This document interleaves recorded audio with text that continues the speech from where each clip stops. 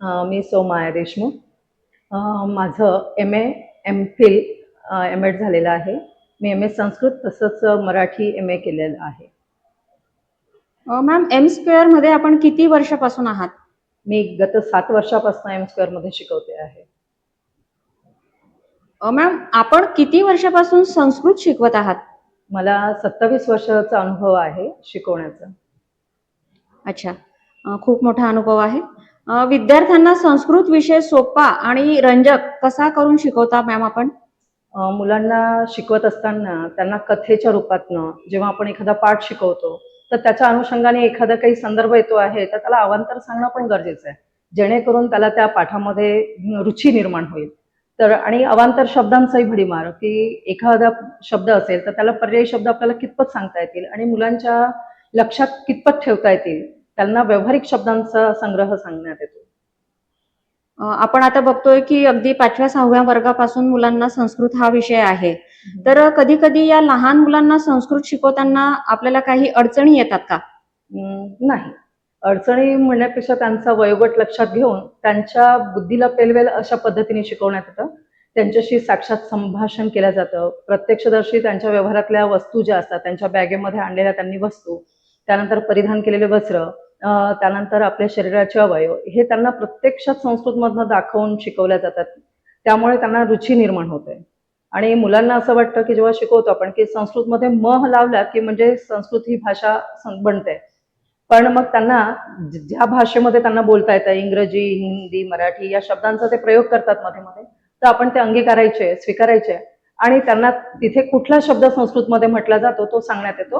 प्रत्येक शब्दाला म लागेलच असं नाही, पण साधारणपणे मुलांना असं वाटतं की संस्कृतमध्ये म लावावा. सर्व भाषांची निर्मिती ही संस्कृत पासून झाली आहे. संस्कृतमध्ये अनेक श्लोक असतात, बराचसा शब्दसंग्रह आपण संस्कृतमध्ये बघतो. संस्कृतचं खूप मोठं व्याकरण सुद्धा आहे. मग हे सगळं शिकवण्यासाठी काही सोप्या पद्धती आहेत का? अर्थातच आहेतच. संस्कृत व्याकरण शिकवत असताना मी शक्यतोवर आधी उदाहरणं देते आणि उदाहरणाच्या माध्यमातून नियमावली सांगत असते, की उदाहरण जे आहे की मुलांना व्यवहारातली उदाहरणं द्यायची. जसं उदाहरणार्थ सूर्योदय, मग सूर्योदय हा आपल्या रोजचा व्यवहारात वापरला जाणारा शब्द आहे. मग या 2 शब्दांचं विच्छेद करून त्याच्यानंतर तो नियम सांगायचा, की जेणेकरून त्यांच्या पक्के लक्षात राहतं आणि व्यवहारातले जेवढे जेवढे संधियुक्त शब्द असतील ते सांगून त्यांना ते गळी पाळवायचं, म्हणजे तो नियम त्यांना नंतर सांगायचा. तर उदाहरण आणि उदाहरणानंतर नियम हा माझा व्याकरण शिकवण्याचा एक भाग आहे. शिवाय समाज शिकवणे वगैरे जेही व्याकरणाचा भाग आहे तो सोप्यात सोपा कसं त्यांच्या गळी पडेल तो सांगत असते. नियम सांगत असताना लिखाण देण्यापेक्षा त्यांना त्याचं आकलन कसं होईल याचा विचार मी करत असते. त्यानंतर श्लोक राहिलेत. श्लोकामध्ये गेय पद्धती. श्लोक शिकवत असताना आधी त्याचं वाचन, त्याच्यानंतर त्याचा अन्वय, त्यानंतर त्याचा शब्दार्थ, शब्दार्थानंतर त्याचा मथितार्थ आणि मग श्लोकाला गेय रूप देऊन मग तो श्लोक शिकवला जातो. म्हणजे सर्व बाजू त्याच्यातून घेतल्यानंतर मुलांना त्याचा रसपान केल्यानंतर त्याचा अर्थ अवगत झाला की श्लोक समजायला फार सोपं जातं आणि पाठांतरही सोपं जातं. पाठांतर ही पद्धत गेय रूपाने दिली जाते. राहिलं संभाषण. संभाषण ही जे आहे कौशल्य आहे, की संभाषण कौशल्य हे मुलांना कसं करता येईल, की चालता बोलता त्यांना कसं सांगता येईल, की प्रत्येक शब्दांचं अवलोकन आपण जेव्हा करतो, वस्तू बघतो तर त्याला काय म्हणतात हे चालता बोलता त्यांचं झालं तर ते त्यांना सहज सोप्या पद्धतीने शिकवता येतं. हे पूर्ण झालं आता अभ्यासाच्या बाबतीत. तर विद्यार्थ्यांना बोलता बोलता सुद्धा संस्कृत शिकणे आवश्यक आहे का? अर्थातच. काय होतं की पुस्तक आणि लेखन आणि वही हे नकोच असतं. मुलांना चालता बोलता शिकणं हे फार मजेशीर वाटतं. मग त्यांना त्याच पद्धतीने अभ्यासच घ्यायचा, शिकवायचा अभ्यासाचंच, परंतु त्यांना पुस्तक असं म्हणून पुस्तकातलं घेतो आहे हे न दर्शवता त्यांच्याशी संवाद रूपाने बोलायचं. त्यांना छान छोट्या छोट्या गोष्टी सांगायच्या, छोट्या छोट्या पद्धतीने काहीतरी संख्यात्मक क्रीडा घ्यायची. क्रीडेच्या माध्यमातून त्यांना सोपं आणि चालता बोलता शिकवलं जातं. आपण असं बघतो की कुठला ना कुठला विद्यार्थी कुठल्या ना कुठल्या विषयात हा कमकुवत असतो. जर संस्कृतमध्ये असं तुम्हाला अनुभवलं तर त्याकडे कशा पद्धतीने जास्त लक्ष दिलं जाईल? मॅडम काय असतं की मुलं हे कमकुवत म्हणता येत नाही, की कमकुवत मुलं नसतात, की मुलांना जर विषयांची आवड नसेल, मुलांना तो विषय जर गळी पडत नसेल तर तो कंटाळा करतो आणि साहजिकच आहे त्या विषयापासून तो दुरावतो. तर तेव्हा मी विशेष म्हणजे जे मुलं लक्ष देत नाहीत त्यांच्याचकडे मी जास्ती लक्ष देते आणि त्यांना जास्तीत जास्त प्रश्न विचारते, त्यांच्याचकडे माझा जास्त फोकस असतो की जेणेकरून त्यांना त्याच्यात रुची यावी. त्यांना वारंवार त्याचे प्रश्न विचारले जातात आणि त्यांना तशा अनुषंगाने प्रश्न विचारले की मग ते बोलके होतात आणि बोलके झाले की मग आपोआपच त्यांचा विषयाकडे आवड निर्माण होते. क्लासमध्ये विद्यार्थ्यांचा संस्कृतसाठी सहभाग जास्तीत जास्त वाढावा यासाठी काही उपक्रम घेतले जातात का? हो, नक्कीच.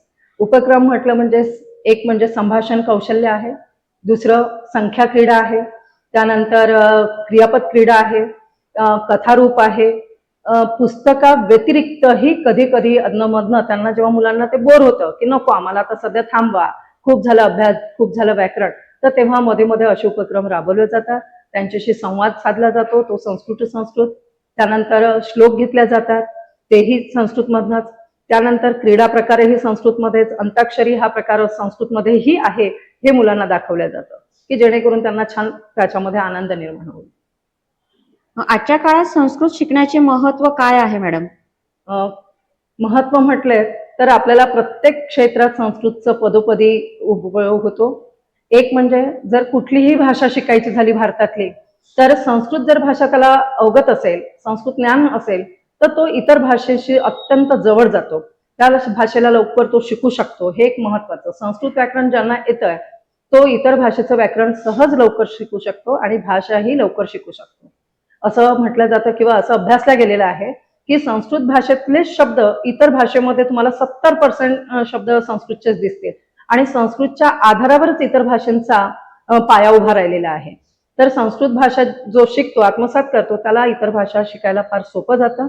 दुसरं एक म्हणजे आध्यात्मिक उन्नती सुद्धा संस्कृत भाषेतून सहज अवगत होते. त्यानंतर राष्ट्रीय एकात्मता सुद्धा यातून आपल्याला लाभू शकते.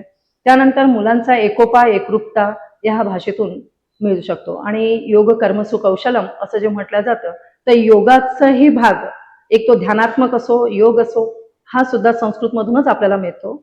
आणि याशिवाय वेद असो, विज्ञान असो, त्यानंतर गणित असो, हे सर्व या सर्व विषयांचा जर मुळात हे बघितलं, अभ्यास केला, तर संस्कृत भाषाच आहे. संस्कृत ही भाषा जरी असली तरी पण विषयांचं ज्ञान जे आहे भरगच्च, ते गणिताचं, विज्ञानाचं या भाषेतच आहे. खगोलशास्त्र असो, अध्यात्मशास्त्र असो, दर्शनशास्त्र असो, हे प्रत्येक शास्त्रांचं ज्ञान संस्कृत भाषेमध्ये आहे. की वैदिक पद्धती ही आज आपल्याला दिसत नाही, पण कालांतराने वैदिक पद्धतीचाच समोर अभ्यास करावा लागणार आहे.